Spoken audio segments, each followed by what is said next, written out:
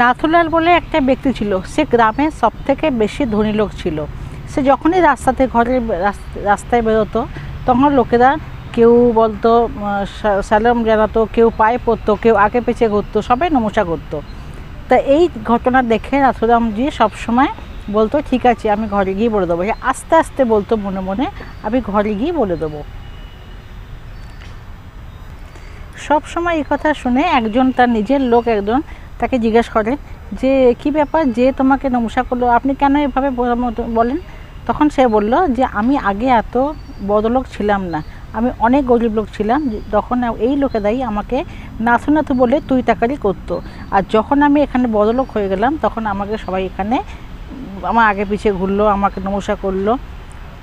ওই জন্য আমি এখান থেকে ঘরে গিয়ে আমি আমার আলমারি খুলি আর লক্ষ্মীমাকে গিয়ে বলে দিই যে আজকে সারাদিনে আমি এতটাই পেয়েছি, এতটাই নমস্কার পেয়েছি। তো এটা আমি ঘরে গিয়ে বলে দিই।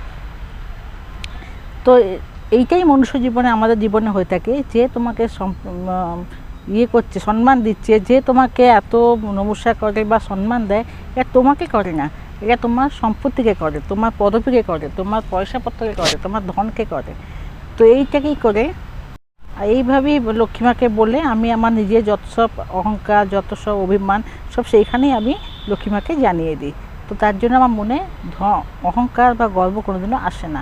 তো সেইভাবেই মনুষ্য জীবনে যে তোমাকে যা সম্মান দিচ্ছে, তোমাকে দিচ্ছে না, তোমার পদবীকে দিচ্ছে, তোমার পয়সাকে দিচ্ছে, তোমার ধনকে দিচ্ছে, সবসময় এই কথাটা মাথায় ভেবে চলবে। তোমার জীবনে কোনোদিনও তোমার মনে অহংকার গর্ব আসবে না।